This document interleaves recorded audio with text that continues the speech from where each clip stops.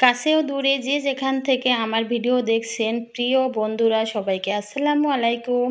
সবাই কেমন আছেন? তো আমি চলে আসলাম আবার আজকে বরাবরের মতো নতুন একটি রেসিপি শেয়ার করার জন্য। তো আজকে রেসিপি হচ্ছে আমার দুধমন কচুর ডগা কতটা লোভনীয় এবং অসাধারণভাবে রান্না করে খাওয়া যায়। তো দুধমন কচুর ডগা কিন্তু খেতে একটি অসাধারণ এবং লোভনীয় খাবার। আর এটা যদি আরও বেশি রান্নার মাধ্যমে লোভনীয় করা যায় তাহলে তো আর কথাই না, অনেক বেশি। আর এই দুধমন কচুর ডগা দিয়ে ভাত খাওয়া যায়। তো আজকে আমি সেটাই শেয়ার করব আপনাদের সাথে, যে দুধমন কচুর ডগাটা কতটা মজা করে রান্না করা যায়। দেখেন আমি কিন্তু এজন্য 1 কাপ পরিমাণ চিংড়ি মাছ নিয়েছি আর দুধমন কচুর ডগা ভালোভাবে কেটে ধুয়ে সুন্দরভাবে নিয়ে নিলাম। প্রথমে আমি রান্নাঘরে চলে আসলাম এবং প্যানে কচুগুলো ভালোভাবে ধুয়ে একটা প্যানে দিয়ে দিলাম। তো যেহেতু কচুতে পানি আছে এজন্য 1 কাপ পরিমাণ পানি আমি দিয়ে দেব কচু সেদ্ধ করার জন্য। প্রথমে আমি ভাপিয়ে নেব কচুটা, আর উপরে স্বাদ মতো লবণ দিয়ে দিলাম 1 চামচ পরিমাণ, আর রসুন দিয়ে দিলাম 1 চামচ পরিমাণ, কিছু স্বাদ মতো কাঁচামরিচ দিয়ে দিলাম, আর উপর থেকে তেল দিয়ে দিলাম, আর 1 চামচ পরিমাণ হলুদের গুঁড়ো দিয়ে ভালোভাবে নেড়েচেড়ে ঢাকনা দিয়ে আমি 5 মিনিট রেখে দেব। তো প্রিয় বন্ধুরা কাছে ও দূরে যে যেখান থেকে আজকে আমার ভিডিও দেখছেন সবাইকে আমার আন্তরিকভাবে অভিনন্দন। আমার রেসিপিটি অনেক ধৈর্য সহকারে দেখার জন্য, আর আমাকে লাইক ও কমেন্ট করার জন্য, আর আমাকে ভালোবেসে একটি সাবস্ক্রাইব করে দেওয়ার জন্য। যেহেতু আমি আপনাদের নতুন নতুন রেসিপি দেখাচ্ছি, আর আপনারা যদি আমাকে পাশে না থাকেন, আমার সাবস্ক্রাইব না করেন আমাকে, তাহলে কিন্তু আমার রান্নার উৎসাহ থাকবে না প্রিয় বন্ধুরা। তো দেখেন আমি কিন্তু 5 মিনিট পর ঢাকনা উঠিয়ে আবার এটা নেড়েচেড়ে দিয়ে দিলাম।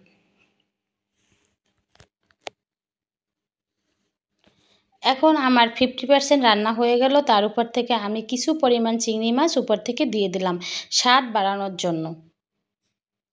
কাঁচা চিংড়ি মাছ কিন্তু তরকারি সবজির মধ্যে দিলে কিন্তু অনেক বেশি স্বাদ হয়। আর যদি আপনি তেলের উপর ভেজে দেন তাহলে কিন্তু স্বাদটা অনেক বেশি কম লাগে। এজন্য কাঁচা চিংড়ি মাছের স্বাদ সবসময় বেশি হয়। এখন 5 মিনিট পরে আবার কিন্তু ঢাকনা উঠিয়ে দেখেন আমার কিন্তু ডগাগুলো ভালোভাবে সিদ্ধ হয়ে গেছে এবং হালকা একটু গ্রেভি ভিতরে আছে।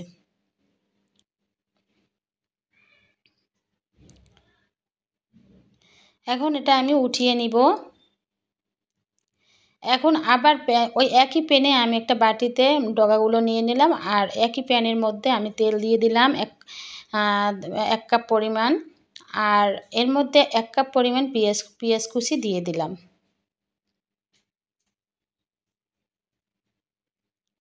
আর রসুন কুচি দিয়ে দিলাম কিছু পরিমাণ, দিয়ে ভালোভাবে এটা ব্রাউন কালার করে নিব।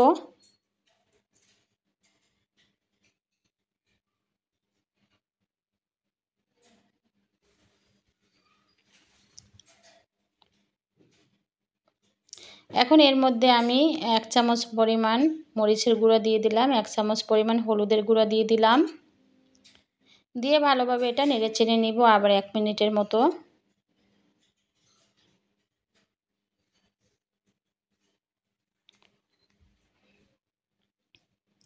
আর জিরে দিয়ে দিলাম 1/2 চামচ পরিমাণ,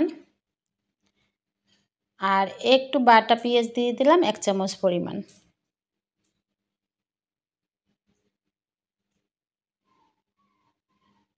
এখন উপর থেকে চিংড়ি মাছগুলো দিয়ে দিলাম, দিয়ে ভালোভাবে 2 মিনিট রান্না করে নিব।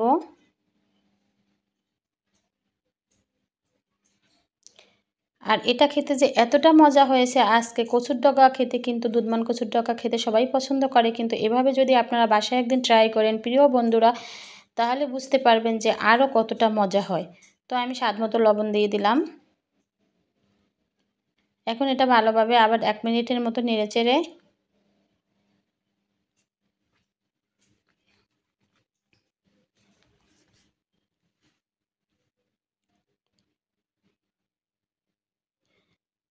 দেখেন ভাজা ভাজা হয়ে গেল। এখন আমি এর উপর 1 কাপ পরিমাণ পানি দিয়ে দেব, একটু কাঁচামরিচও দিয়ে দিলাম ভিতরে। হালকা আছে এটা ভেজে নিতে হবে আস্তে আস্তে, যেহেতু এর মধ্যে হলুদের গুঁড়া মরিচের গুঁড়া আছে পুড়ে যেতে পারে। এই জন্য হালকা আছে আমি ভেজে নিয়েছি। এখন আমি 1 কাপ পরিমাণ পানি দিয়ে দিলাম।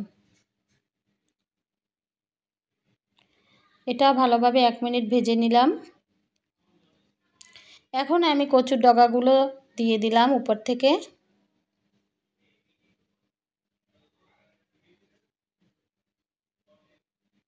আর এটা খেতে যে এতটা লোভনীয় হয়েছে, এতটা মজা হয়েছে চিন্তারও বাহিরে, যে এমনি তো আমাদের সবারই কচুর ডগা, দুধমান কচুর ডগা, দুধমান কচুর পাতা খেতে অনেক ভালো লাগে এবং পুষ্টিকর, সবাই আমরা খেয়ে থাকি। কিন্তু আজকে আমার এই কচুর ডগা রান্নাটা যে এতটা মজা হয়েছে, প্রিয় বন্ধুরা অবশ্যই বাসায় ট্রাই করবেন।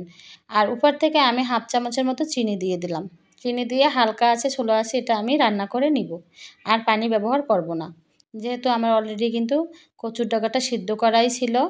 এখন আমি উল্টে পাল্টে হালকা একটু ভাজা ভাজা একদম লালচে কালার করে আমি উঠিয়ে নেব।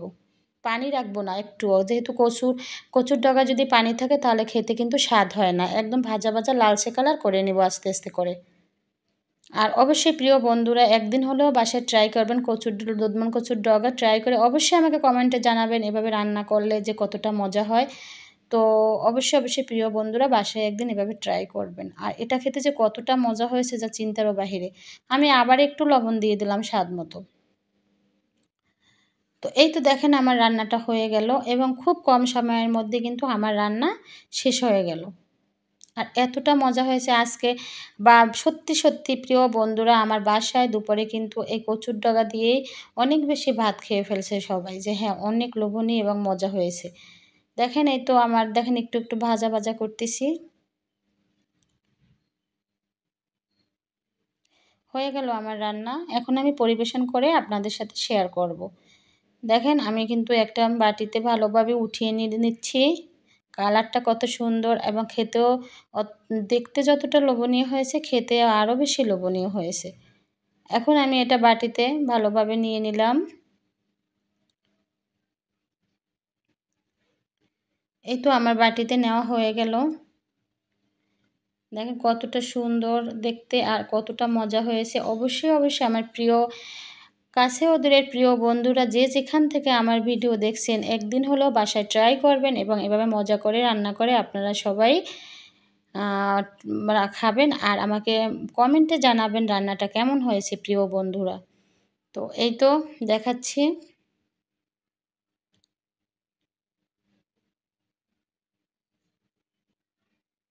এখন আমি একটা প্লেটে ভাত নিয়ে দেখেন দেখাচ্ছি যে কচুর সাথে ইলিশ মাছ ভাজা যদি থাকে আর কি আর মাছ মাংস লাগে বলেন, কতটা মজা লাগে। দেখেন আমি ইলিশ মাছ দিয়ে দিলাম পাশে। এই আমার 2 মেয়ের জন্যই আমি রেডি করতেছি খাবারটা। সবাই ভালো থাকবেন, শুভকামনায়। আল্লাহ হাফেজ।